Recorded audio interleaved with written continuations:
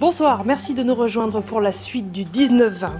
On va maintenant s'intéresser à la 5G, une technologie qui inquiète au point que la ministre de l'Environnement et le ministre de la Santé avaient préconisé en juin à Édouard Philippe d'attendre des évaluations avant de la déployer. L'Inspection générale des affaires sanitaires et le Conseil général des entreprises ont justement remis aujourd'hui leur rapport au gouvernement. Christelle Veillard est venue nous informer sur le déploiement de la 5G en Bretagne. Bonsoir. Alors déjà, c'est quoi la 5G? Quelle est son utilité? Bonsoir Valérie.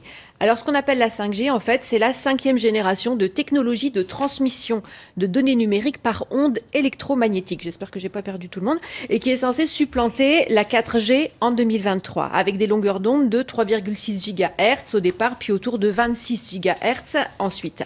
La 5G promet 10 à 100 fois plus de débit que la 4G. Elle permettra donc d'améliorer les services existants, télécharger des vidéos en quelques secondes, mais aussi, nous expliquons, de favoriser le développement de nouveaux services dans les domaines de la santé, par exemple, ou des transports. Un déploiement qui, on l'a entendu, suscite des inquiétudes de la part de la population.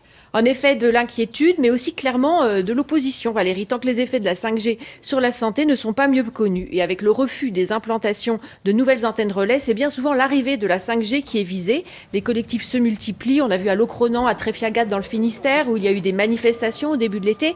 La dernière en date dans la région, c'était le 20 août dernier, à Cherway, en Ille-et-Vilaine. Et interviewé ce matin sur France Info, Frédéric Bordage, fondateur du collectif d'experts en numérique Green IT, se pose même la question de l'intérêt de la 5G quand, je cite, « Pour 99,5% de nos usages courants, la 4G fait le travail et pour lui, il faut clairement freiner son déploiement. Il est urgent de penser à l'avenir de nos enfants », dit-il. Mais alors justement, connaît-on les effets de la 5G sur la santé ?